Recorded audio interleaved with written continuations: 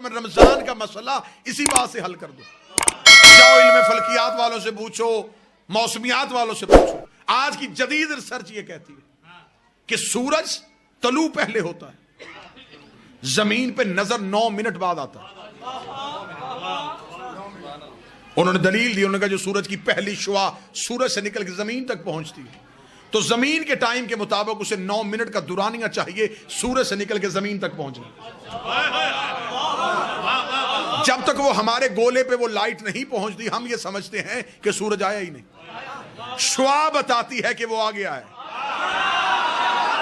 کوئی تو بندہ ہوگا.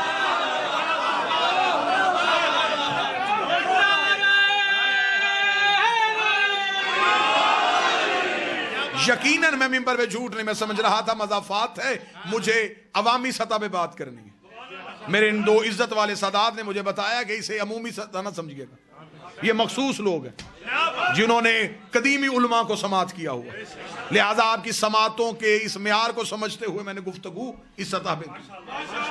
انہوں نے کہا سورج سے نکلتی ہر 9 منٹ بعد آتی ہے. 9 منٹ تک دنیا میں اندھیرا رہتا ہے کیونکہ شعاع نہیں پہنچی. شعاع سورج کی دلیل ہے، دلیل ہی کو عربی میں حجت کہتے ہیں.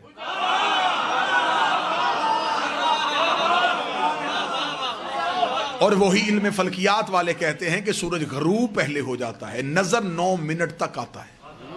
اس وجہ سے کہ وہ جو شعاع زمین پہ ہوتی ہیں ان شعاعوں کو واپس سورج تک پہنچنے کے لیے 9 منٹ کا ٹائم چاہیے. جتنی دیر تک وہ زمین سے سورج تک پہنچتی ہیں زمین والے سمجھتے ہیں کہ ابھی سورج ہے لیکن وہ جا چکا ہوتا ہے. میرے جانے کے بعد سب بات سمجھ میں آئے تو پھر نوکر کو دعا دے دینا، رات بستر میں سمجھ آئے تو پھر نوکر کو دعا دے دینا. دنیا مولا حسین کی عزت کا اگر ہم سے چاہے تو ہم سائنس سے اپنا مذہب ثابت کر سکتے ہیں. سورج نکلتا پہلے ہے، نظر 9 منٹ بعد آتا ہے. غروب پہلے ہوتا ہے، 9 منٹ تک نظر آتا رہتا ہے. اب بھی ہم زمانے کو بتائیں کہ ہم روزہ 10 منٹ بعد کیوں کھولتے ہیں؟ ہائے ہائے.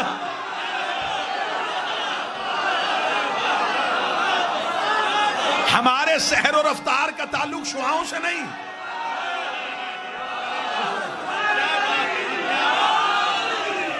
ہمارے سحر و رفتار کا تعلق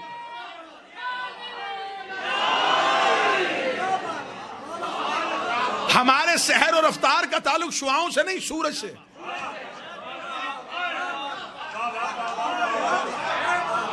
جب سائنس کہہ رہی ہے کہ 10 منٹ پہلے اور 10 منٹ بعد غروب ہوتا ہے تو پھر 10 منٹ کا فلسفہ تو ہم نے سائنس سے ثابت کر دی. یہ انتہائی ایک جاہلانہ سی سوچ زمانے کو بتائی جاتی ہے. میرے اہل سنت بھائی تشریف فرمائیں، پیغام ان تک یہ پہنچایا جاتا ہے روزہ کھولنے میں جلدی کرنی چاہیے اس لیے کہ روزہ مکروہ ہو جاتا ہے. یہ جو بالکل روزے کے افطار کا وقت ہوتا ہے نا، اللہ یہ وقت آپ کو کسی بس سٹاپ پہ دکھائے تو وہ منظر بڑا دیدنی ہوتا ہے کہ لوگوں کے ہاتھوں میں یوں کھجور ہاتھ میں ہوتی ہے بالکل کہ فوراً جلدی سے کر.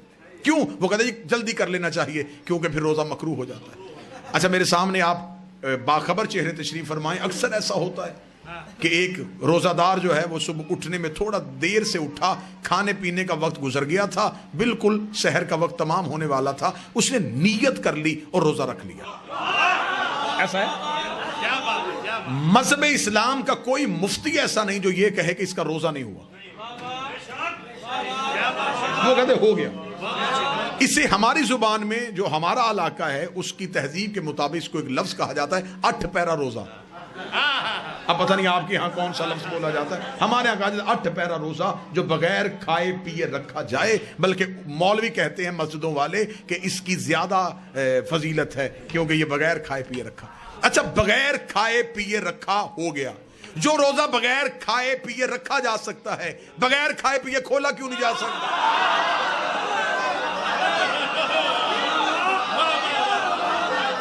روزے کا تو اپنا وقت ہے، اس نے یہ نہیں دیکھنا کہ آپ نے کھجور کھائی ہے کہ نہیں کھائی. آپ فجر پڑھیں یا نہ پڑھیں، جب فجر کا وقت گزر جائے گا تو وہ گزر گیا. عبادات جو ہوتی ہیں یہ انسان کی محتاج نہیں ہوتی، انسان عبادات کا محتاج ہے. لیکن یہ ساری منفی سوچیں اس لیے آئیں کہ جب دین وارثوں سے چھوڑ کے اپنے جیسوں سے لوگ تو پھر یہی حالت ہو. لہذا جو بات میں آپ تک پہنچا رہا تھا، بغیر ان کے اللہ سمجھ میں نہیں آ سکتا۔ یہ رمضان کا مہینہ وہ ہے جس میں گناہگار بھی اللہ کے قریب ہونے کی کوشش کرتے ہیں۔ کیا کہا جاتا ہے اس میں سگے صاحب کہ نیت کی جاتی ہے کہ 2 رکعت نماز فجر پڑھتا ہوں قربتاً اللہ، روزہ رکھتا ہوں قربتاً اللہ۔ ہمارے ہاں اصل میں مسئلہ زیادہ یہ ہے کہ اکثر چیزیں جو ہیں ان کا تعلق جب عربی زبان سے آ جاتا ہے تو ہم اس سے بے خبر ہو جاتے ہیں۔ مثلا نیت کی عبادت کی قربتاً اللہ، نماز پڑھتا ہوں قربتاً، یہ قربتاً اللہ کیا ہے؟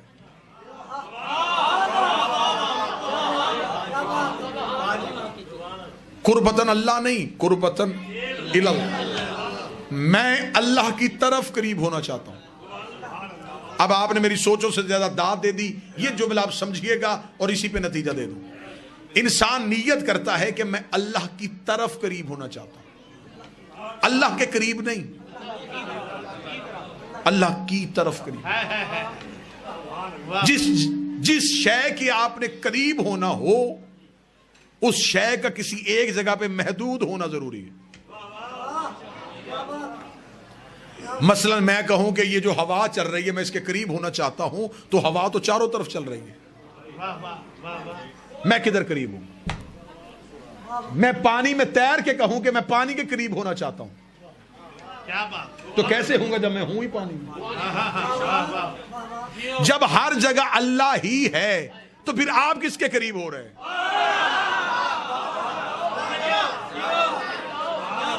جتنا آسان کہیں گے اتنا آسان کر لوں گا، لیکن بات کو سمجھیے گا ضرور۔ نیت ہے قربتاً اللہ، اللہ کی طرف قریب ہونا چاہتا ہوں۔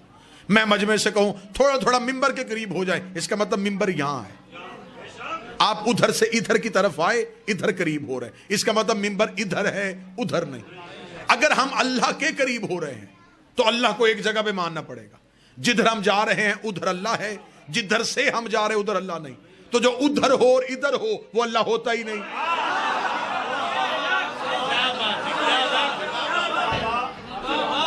آپ کو پتہ بھی نہیں چلنا اور میں عقیدہ آپ کے کلیجے میں رکھ کے واپس آ جاؤں گا۔